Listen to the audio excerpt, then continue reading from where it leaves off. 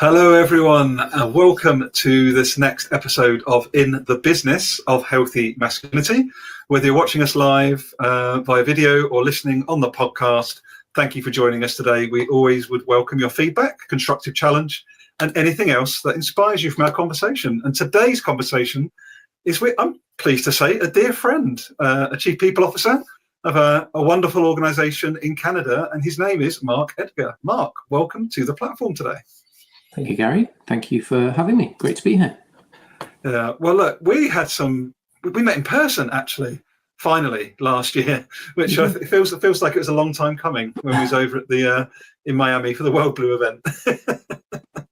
Yes, it was a long time coming. I think we'd very much connected virtually, originally from the UK, but our relationship blossomed when I moved to Canada in 2011. So yeah, it was great to meet you in Florida. Was that last year? I guess it was. It was kind of February time, I think, wasn't it? Wow. Last February, 18 months ago. I know, it's wild. Wild. So let people know a little bit more about you, Mark. So, what are you doing in the world in terms of work? And what pops up for you, I guess, when you hear about the topic of this platform? Anything goes. Anything goes. Good to know. So Mark Edgar, I have been working in the field of human resources for too many years to mention, it feels. I'm increasingly finding myself saying that to people as we start to mature, let's say, like a fine wine or a fine cheese, I hope. But originally in the UK, worked for some big corporations, Centrica, B-Sky-B, organisations that subsequently became DHL. So I've always really enjoyed the HR work. Had the opportunity to move to Canada, as I say, in 2011, which was a bit of an adventure for myself, my family. I'm very lucky to be married to Sarah and have two great kids, two girls actually, as we talk about kind of masculinity, who are now in their 20s. So we had the opportunity as a bit of an adventure as a family to move here in 2011, and was running HR for an insurance company at the time, which was a great experience, all sorts of change, a UK listed insurer. And I was running the Canadian operation from an HR perspective. And that kind of HR work has pretty much continued. Since then, I spent 3.5 years, as you know, consulting and as an executive coach and doing a bunch of team facilitation. Became very interested in the future of work. So created an organisation with a friend and colleague of mine, foHRward, which is all about helping HR leaders specifically think about making work better. So I spent a lot of time on that as well. And then in 2023 was enticed back into the corporate world. So Chief People Officer for, as you say, an amazing company called Wajax, which is very much in the industrial distribution space, a sector I hadn't worked in before. And I always enjoyed the opportunity to work in new sectors. So very much enjoying my time there. A couple of interesting things there. It's a Canadian organisation. So we just operate in Canada. We're a publicly listed company. At the same time, we've been around for a long time. We've been around for over 165 years. So some of your listeners may know Canada isn't very old actually either itself in terms of confederation, etc. So we're actually older than Canada, which is something that is interesting to get our heads around. And then the other interesting thing, kind of bringing it to the podcast, is that we have a very high portion of our people are men. We operate in, as I say, the industrial sector. We have technicians, we have mechanics, we have engineers. A high portion of those are men. So, and that hasn't been typical in my career, but certainly having the experience now of working alongside men and thinking about how we support men from an HR perspective. So I don't think I mentioned, but my role is Chief People Officer there. So I run the HR, health and safety and marketing agenda for Wajax, which is an interesting combination and an important combination. And yeah, we've been on an exciting journey and lots of exciting work ahead. Thanks for the intro. I find it so intriguing, Mark. I love, we had a number of conversations, but I love hearing it again, that you've sort of jumped out of corporate, had your own business, came back into corporate. The draw was too much. That really intrigues me. What is it that sort of pulled you back in originally into Wajax to sort of go, actually, do you know something? I think I'm ready for that sort of corporate experience again.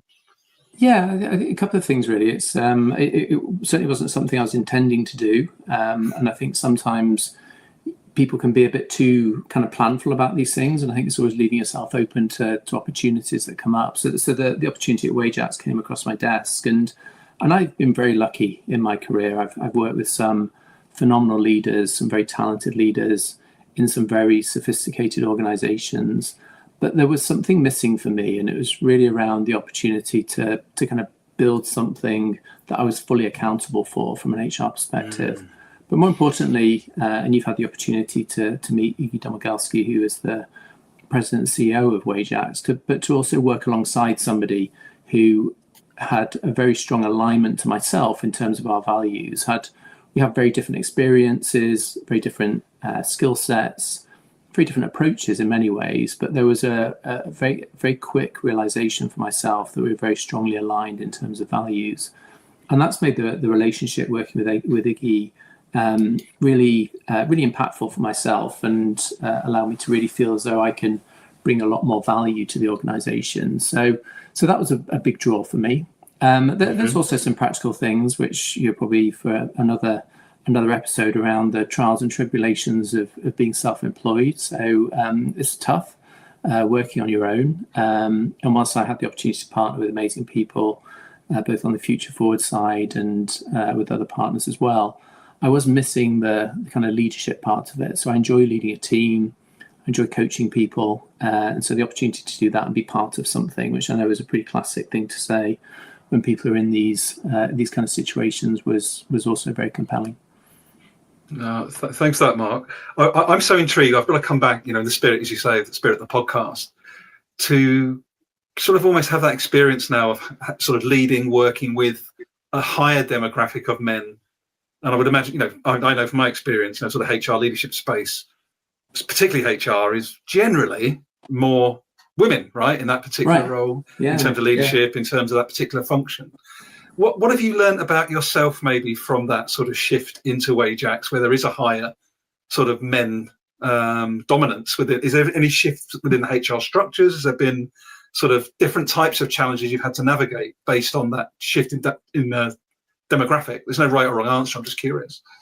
Yeah, I'm not sure there has actually. I think there's certainly been the opportunity to spend a fair bit of time reflecting on that.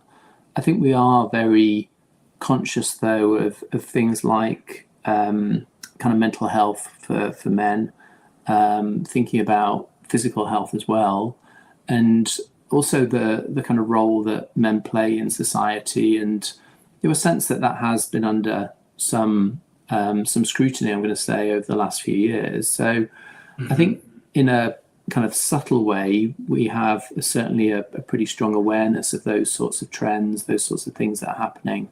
And I certainly do. And I always think as HR leaders, it's important that you reflect that you are essentially within your organization. It's a microcosm of society, and you have to understand what's going on in the wider world to be able to bring that into the organization and the programs and the practices that you're running with people.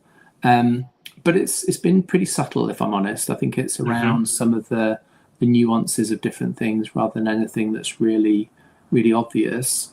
You asked, what have I learned through that experience? I think it's kind of taught me to ensure that you do keep a very open mind. And I feel like I always have, but I do notice that's certainly when I'm speaking to colleagues, something that you have to continue to address to make sure you are truly representing what people are looking for from the company. So, a couple of examples I remember when we talk about our technicians, who are very capable, very skilled, have high levels of expertise within their particular area. And when I joined 3 years ago, there was a bit of a sense that they weren't really that interested. They're interested in their day jobs, they're interested in their life being easy, and they're interested in their pay.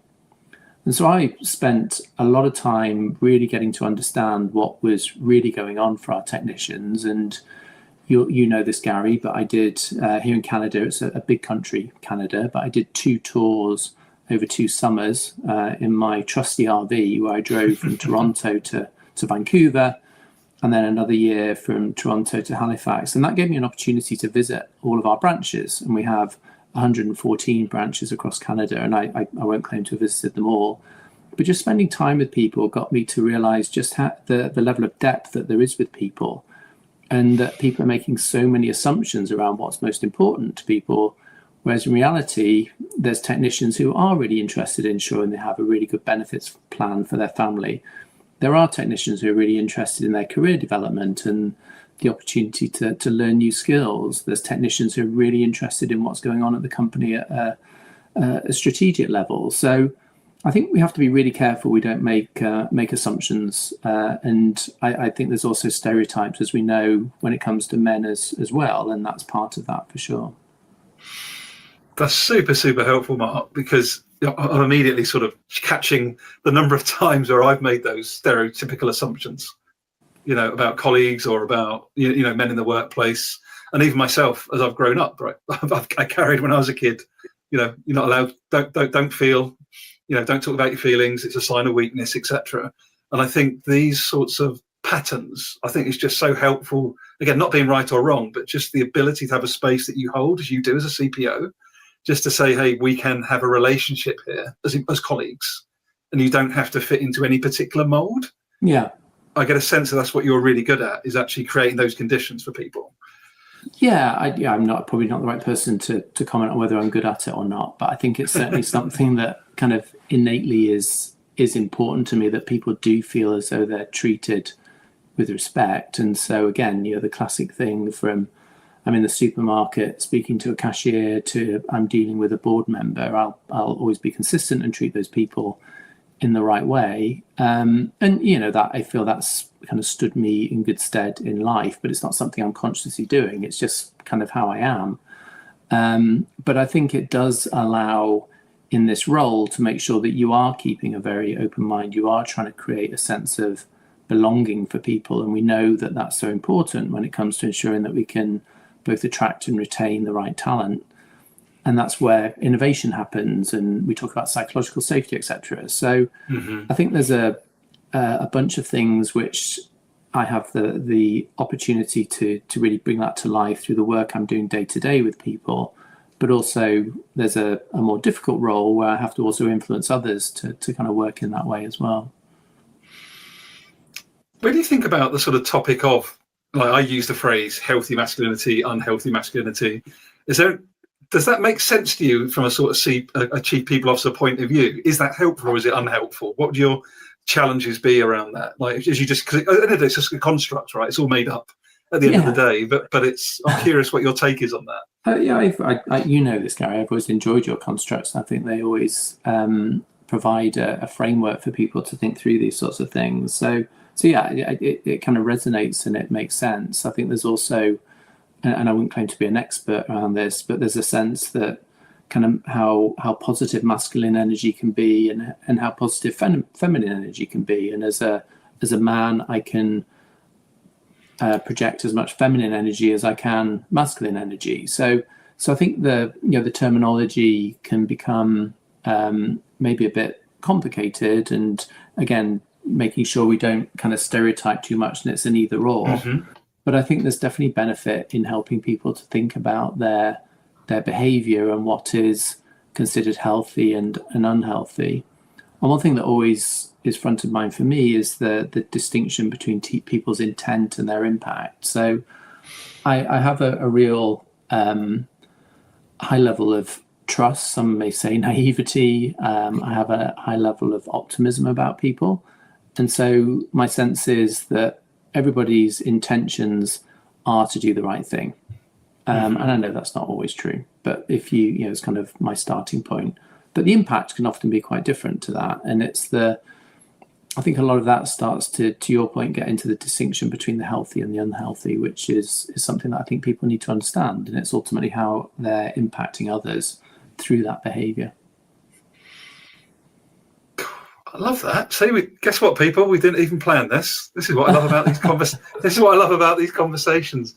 That intent and impact piece I find so interesting because, as you know, Mark, I still work within a big corporate space myself, very much on the commercial side, with a sort of leaning towards people and culture. What I still observe, and I would say our industries are adjacent. I deal a lot within sort of chemicals, energy, sort of space.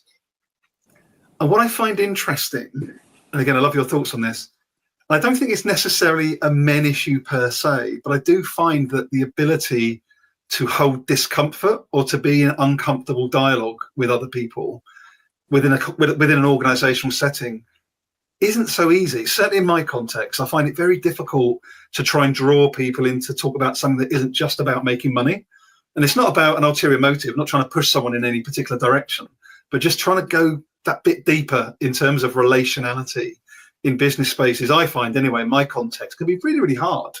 And I just wonder, I'm curious, to what extent is that, A, does that resonate with you at all or not? And, what are maybe some ideas we have around making those spaces more inviting somehow? And basically, I'm trying to pick your brain, CPO. It does resonate. I've been lucky in my career, as I kind of mentioned briefly, to work across all sorts of different sectors, and I haven't surprisingly seen it from a sector perspective. I think you would perhaps have make an assumption that in a more kind of heavy engineering, industrial type sector like Wajax, you'd expect that people would be maybe a little less likely to, I'm going to use the phrase, kind of embrace their emotions or have feelings about things compared to the insurance sector I worked in, or when I was working at BSkyB in the media sector, or working, maybe logistics might have more parallels. But I haven't actually seen that at Wajax. I've been really impressed with certainly the senior leaders that I'm dealing with every day, the top kind of 50 to 100 people in the organization, both men and women, who do have this ability to really feel a sense of, or have a sense of being very comfortable talking about how they feel and some of the emotions around different things, which I found really encouraging. And I think that's because of the environment that they work in. It's a very supportive environment. I was with a group of 40 of them a couple of weeks ago, and there's this sense that almost bizarrely, it's a bit counter to how it should be. I kind of have the sense they'd all like to go out for a beer with each other, but they don't necessarily work as effectively with each other as we want them to, rather than that thing where people often say, well, you just need to work together, you don't need to go out for a beer with each other. They actually want to. They've kind of got a real kind of emotional connection with each other, right? And a high level of kind of trust and respect. And they don't necessarily work as well together. But I'd much rather have that, because it gives me the basis of really understanding that people they want to be aligned, they want to make a difference, they've got really good, again, to use that word, intent around what they want to do. And so that's something you can harness, and then it's about putting the mechanisms in place to make that happen, which is fairly obvious stuff, but hard stuff to do around clear accountabilities, clear expectations, how to collaborate with people, those kind of things. I think in situations where you don't have that awareness, people would call it emotional intelligence, or that sense of being able to really think about their own. Being conscious of themselves in many respects. If you are in that situation where that doesn't exist, that can be much harder. And it's really, and I think you'd agree with this, Gary, I think it's about almost every leader individually going on a journey of discovery, really, around building that self-awareness. And that's all around getting back to understanding the difference between their intent and their impact and trying to address that. So I think that can be a very long road for leaders. In a chief people officer position, that can be a very long road, because you're doing it, however many leaders you have, you're doing it in a very personalized, individual way. And you can run programs to accelerate that, but it takes time, and you have to invest that time to really help people to build that sense of self-awareness and get clarity around their own values and their own purpose, and then how that relates to the organization. You see, I'm going to be very open. Well, I love speaking to Mark. Like, it's almost like therapy for me, honestly, Mark. It's like having a therapy. It's so beautiful when we have a conversation, because it's not about being right, as you said earlier, right? It's not either or. This is the point you mentioned earlier on. And the thing I'm really trying to bring out on this platform, and you've spoken to it already, is this balance of the masculine and feminine. Like, there is no one right way of doing anything. It's about how do we dial up and dial down based on the situation, who are we with. We're not a bad person if we have a bad day, or if we're angry, or if we make a mistake. Like, it's how do we actually almost honor How do we allow ourselves to feel the mistake? How do we allow ourselves to feel frustrated or feel love, right? Yeah. How do we allow ourselves to feel all of that and then come through it? That's what I'm really trying to get through with this platform, honestly. That's sort of like a really overarching objective in a way. Yeah, and I think it's such important work, and credit to you for kind of taking it on and thinking about it the way you do. But I think it is, again, if you take this from the perspective of the individual who hopefully is listening to this podcast, it's such an individual situation. The tactics or the approaches or the journey that I've been on is very different to the one that you've been on, and it'll be very different to the one that all your listeners have been on. And it's so individual because it's all about your starting point. It's where are you starting that journey from? And you'll have all sorts of people who demonstrate very strong and effective healthy masculine behaviors, and all sorts of people, like in many cases, the same people will have a bunch of unhealthy behaviors that they have as well. And the other part of it, I think, is just recognizing that the strengths we have, the healthy masculine behaviors we have, the feminine behaviors that we have, overused can become a weakness as well. So you have to constantly be kind of reflecting on this, checking in, thinking about where the opportunities are for you to continue to evolve. And again, the kind of leadership journey metaphor is overused, but it is never ending. I'm in my mid-50s and I'm learning every day how to be a better leader. If you're listening to this on the podcast, Mark looks about 21. He's I wish. He's being very generous. He's being very generous. So what's next for you within Wajax? You've been there several years now. You've been that side of the pond for over a decade now. What do you see your next part of your growth journey being, Mark, in the years ahead?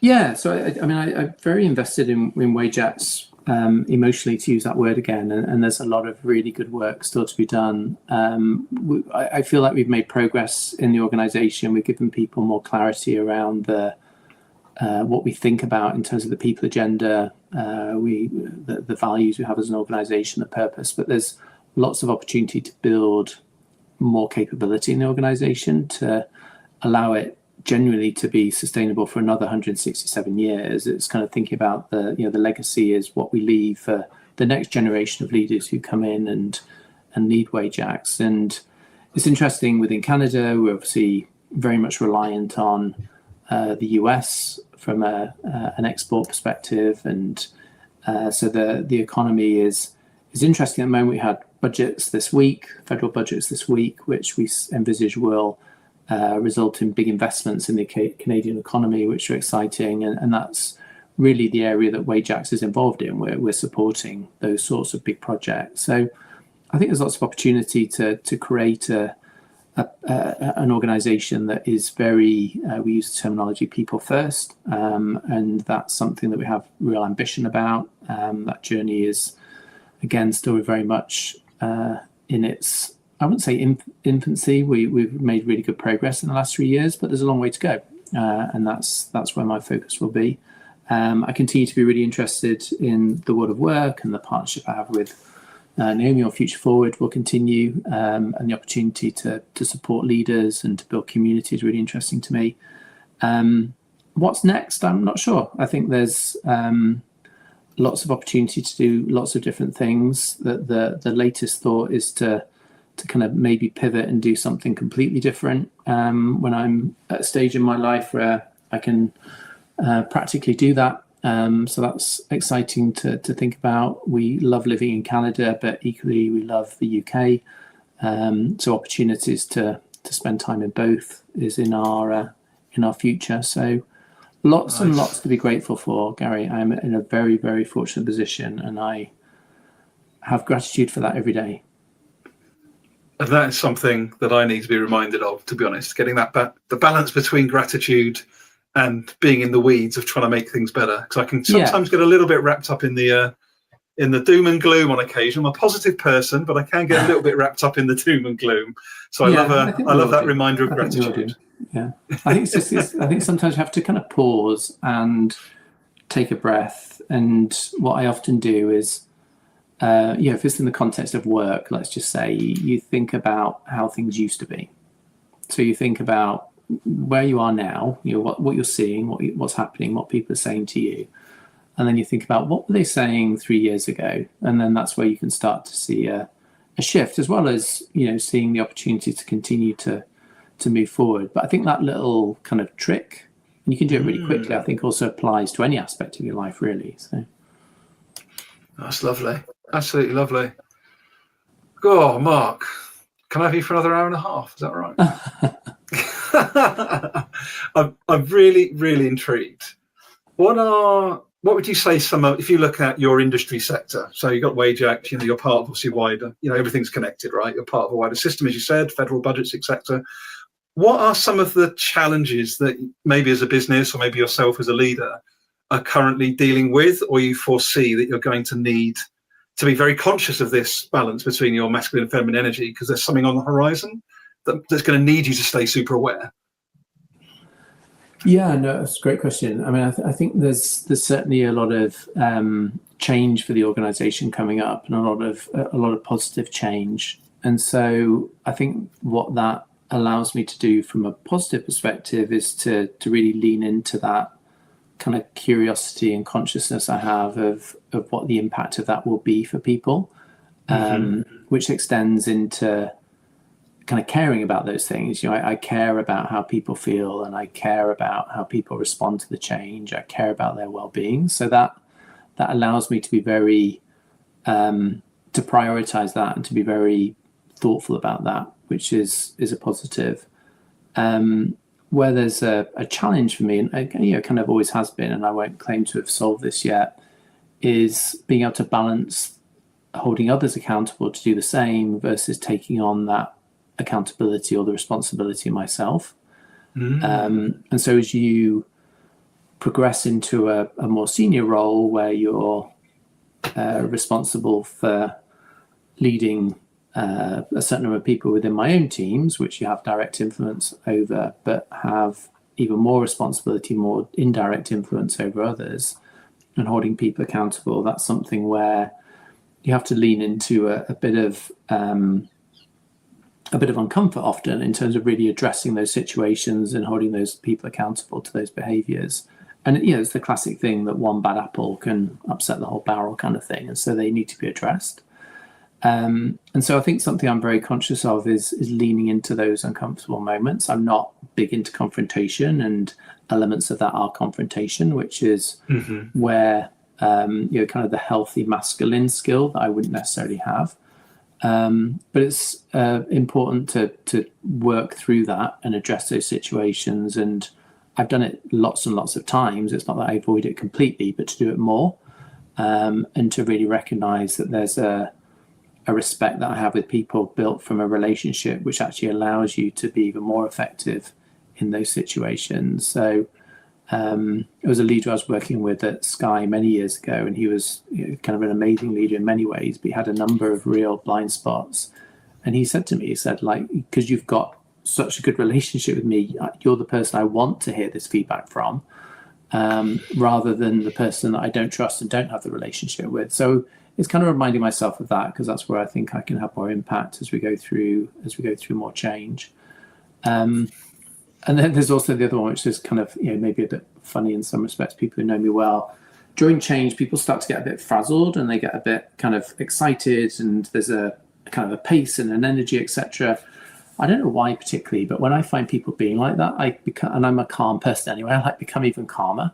And so you become this people think you're then quite kind of passive about it. And that's the last thing I am, because I care about these things, I would argue, more than most people. But it's just, I think, again, being able to be aware of what being as conscious myself as the intent and impact thing, I guess, in many respects. So you may be projecting a certain level of energy or an interest in something or a passion about something, or think you are, which is others are seeing a different way. So those are the things I kind of look out for. Oh, I love that. Thanks so much for sharing, Mark. You're really making me laugh, because I had a nickname for years, Tigger. So basically, I literally used to bounce around on my tail in the office. Like, people would literally be going, "Here he comes, it's Tigger." And for many people, it is really positive. Yeah. But for the senior leadership, they hated it, because they didn't know who they were getting. They didn't know what Gary was going to say, and I didn't manage up very well. So like I was literally like, everybody loved working with me. Everybody loved working with me at sort of like middle levels, line management level, teams. Like, yeah, Gary's in. It's going to be a great day. It's buzzy, buzzy, buzzy. The big bosses were just like, will you just calm the shit down and just tell me what you're actually trying to say? Right. Yeah. And that's been an ongoing development for me, particularly around impulsiveness. So one of my patterns is I can be really impulsive and not always think about the impact intent. Yeah. Right. So not thinking about what the impact will be of me showing up in a less conscious way. Yeah. And how that can actually completely derail something that's been built up for 6 months before in terms of building up to that conversation or trying to have that challenging conversation. So I just want to really thank you for sharing that experience. It really just brought that moment back to me around like Tigger Gary and how some people can see it as a super positive and others can find it really quite daunting. Yeah. Well, I think it's also, a bit of a technique is being able to kind of name those things as you see them. So the fact that you've got a name for it, I think and that the name is actually quite amusing, but also quite appropriate. So I think that's great, the fact you can name it. But as you dissected it there in terms of how you kind of turn up when you're Tigger, you're able to identify so many positive parts of that, the impact it has on other people. We're going to have a great day. There's a lot of energy. There's an action orientation to it. You're getting stuff done. So there's so many positives that you don't want to lose, but then there's elements of it that you also need to be conscious of as well, which aren't having that same positive impact, or perhaps negating the positive impact in some respects, which means that people are, oh, we're just not quite sure. So I think it's just something as simple as saying, kind of picking on you for a second, like Tigger Gary. You have to dissect that to a level of detail that allows you to kind of really understand what that means, how that shows up, and why do you behave in that way as well. So I think for any, that's what I kind of try and do for myself with different things. When I was coaching people, you try and do that, because until you understand more about it, then there's very little chance of you being able to do something about it. And you may not want to do something about it. You may kind of choose to accept that this is who you are, which I think is amazing as well. It's like, no, this is who I am. And that, it's more important that people see the positive elements of that, and I can ignore and manage the negative impacts of this. So it is fascinating. It's fascinating. But as going back to what I was saying earlier, every situation is individual. So I love that. And if we go to start to wrap up today, I think what's really interesting is that it's so individual, but all part of the collective. So you've got this really interesting, seemingly dichotomy where every single action that's taken is not sort of on its own somehow. Yeah, and I think that it's a really important point, particularly as a leader. I would argue, particularly in the sort of leadership roles that I've had, where you can also demonstrate and reinforce a lot of things just by how you behave and how you turn up with people. So it's the kind of classic ripple effect that will have, and knowing that everybody's always kind of watching in some respects, which I know sounds a bit weird, but in the leadership role, I've always said to people are always watching. And so if you are able to act authentically and be very conscious of these things, we shouldn't be surprised that can have an impact on other people, but again, both positively and negatively.